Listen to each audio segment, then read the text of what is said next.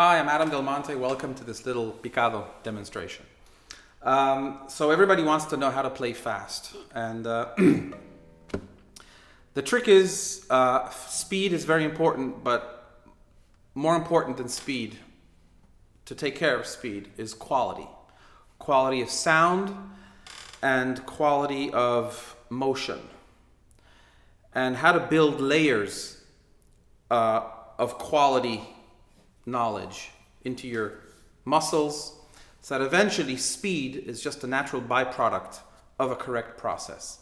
So let's start with the DNA, if you will, of speed. First of all, again, nice curved hand so that the leverage of power comes from the wrist, where that allows the energy to flow from the arm. A lot of people play like that. Again, there's many ways to play the guitar. This is certainly not the only way to do things, but this is just the way how I've experienced my process. This simply gives a lot of power and creates a natural, healthy tension that explodes onto the string in a way that has a very strong, punchy sound. So that's the first thing. Then there's a lot of schools out there that flatten the fingers and the wrist in this way, and they get a lot of power like that, and that's a great sound also. I don't play that way. My way is a little bit more kind of like Sabika's old school position. Straight-ish fingers, they're slightly curved, not as round as arpeggio. They're not dead straight, of course, you can't move like that, and they're not flattened like this. So this is pretty much how I do it. Now, a little secret here. If you angle your right hand just slightly to the left, you're going to shorten the middle finger, thus evening out the discrepancy there is in height or length, if you will, between the two fingers. And what that does, it creates more release, a more even release between the two fingers. Okay, so that's, again, a very fundamental thing. You can also play like this. You can make a shorter nail, and then you can even out the difference between the two fingers that way. If one day I wake up and I do my nails wrong and I take too much off here, I'll hold my hand more like that. And when my nails are perfect, then I'll have my hand a little bit more like this. Again, the difference is micromillimetrical. So the first thing, how to get going. Very important, first of all, stretch. I can't stress it enough. Always stretch before, during, and after your practice. Okay, so we've done that. Fast forward, 2 minutes of stretching. And it's very important just to feel the freedom of motion on the strings and to not be intimidated by the string. So just kind of, even if you're not making any sound, just kind of feel the freedom, the relaxation. Allow the fingers to just fall onto the string. And just feel them dangling, just loose like this, as if you're doing this, like that, but with the fingers. Feel the looseness, okay? So that's number one. Without even playing, just tap, like this, okay? Okay, so once you've done that, you're a little more relaxed and you're in touch with the strings, you're in touch with the guitar. Then, just like in the arpeggio, but with a rest stroke position, 45-degree angle of approach, roughly. And again, place this nail right over the string like that, so that the nail makes a direct contact on the string. Not on the flesh and then make a nasty bump like that, but rather a very direct frontal contact on the string, on the nail on the string. And first we're going to do planting. Just plant and alternate very comfortably. No agenda, no speed involved, just making a good healthy sound with good healthy strokes. Very relaxed hand. Make sure that when you create the muscle flexion to produce a sound, that you know how much you're going to spend in terms of muscle energy. And then when you're done, make sure that you're aware of the release. Because if you don't pay attention to the release, you're going to carry that tension with you to the next stroke and the next stroke. and that actually takes away speed. So if you want to play fast, releasing and the emptying out of your muscle flexion, of the tension, is very important. Always release it. Feel the release.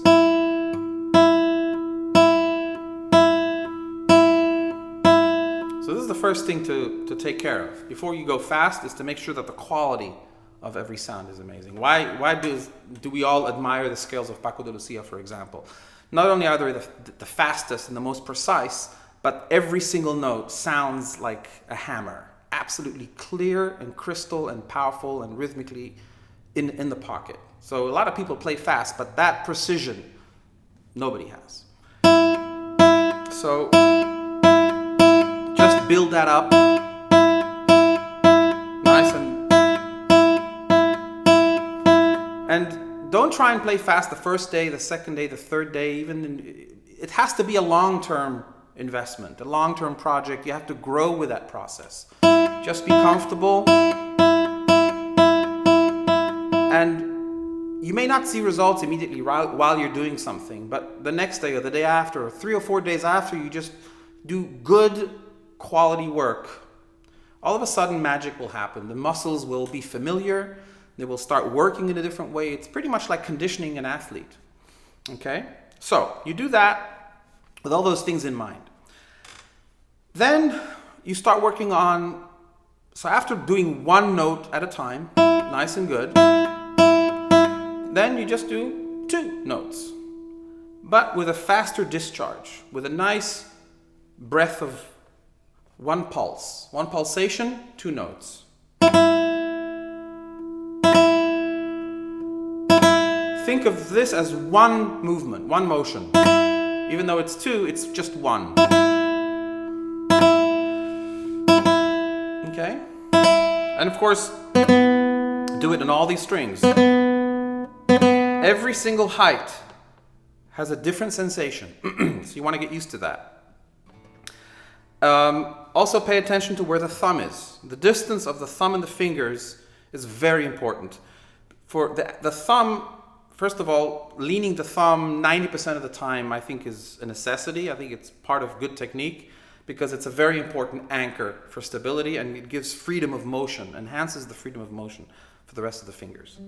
So the distance between the thumb and the fingers is very, very important. This is the maximum. That's why, of course, the guitar is designed like this. It's designed for people that are our size. It was not out here. So that's why I could never play a 10-string guitar, for example, because it's just anatomically wrong for me. It just, So anyway, 6 strings, here we are. This is the distance. As you go down, you want to maintain, round about here, I get kind of cramped. I think most people would.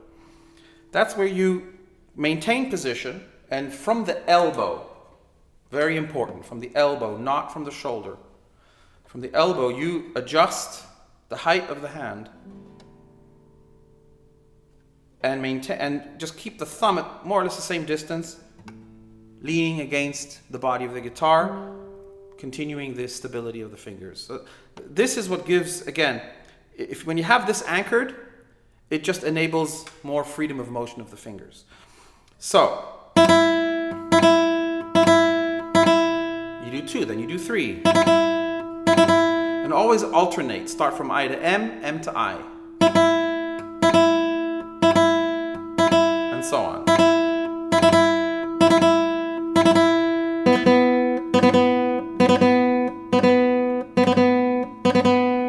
And every single string like that. The other thing that you want to then work on is crossing strings. That's where the real trouble begins, because at high speeds, when you're changing height of string, you're going to be making a very drastic distance, if you will. All of a sudden, because here you're just right here, you're like dancing on a pin. And this is a very big distance in right-hand guitar world. Because you have to maintain the speed, but you're actually traveling 20 times further from here to here, believe it or not, or something like that. I don't know. You do the calculations. So to get that smoothness happening, again, it's something you have to pay attention to. So you do it slowly, and you start being aware of how does your body and how do your hands behave when they have to make this big change in height and string? So you'll notice that going down with I finger is more comfortable than going down with M finger. M finger is longer, clumsier, and he has to go backward. And so it's a very different sensation going down with I, going down with M. So what do you need to do? You need to do an exercise that will fool the muscles and the brain to think that there isn't so much difference. So here's a good exercise. You're going to do threes, up and down. You're constantly alternating sensations. And like that, you're fooling and you're training your fingers to not care so much about the difference in sensation. So here we go.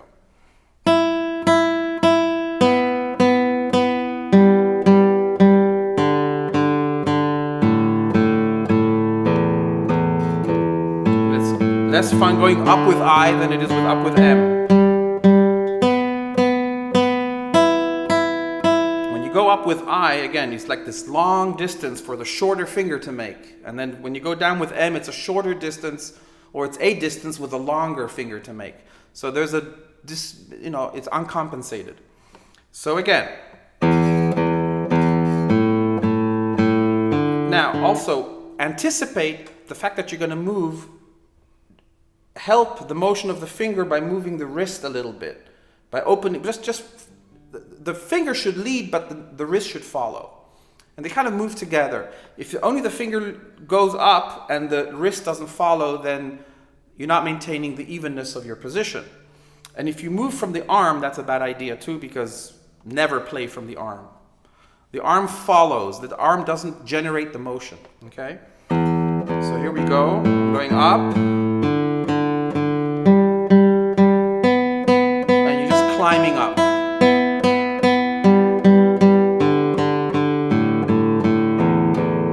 Okay, great. So I just created a whole Picado package for New Learning Vision at newlearningvision.com. It's over 3 hours long. It could be in 2 parts. It's very extensive, and there's a whole load of exercises and different drills where I go in depth about how to improve your Picado. Thank you.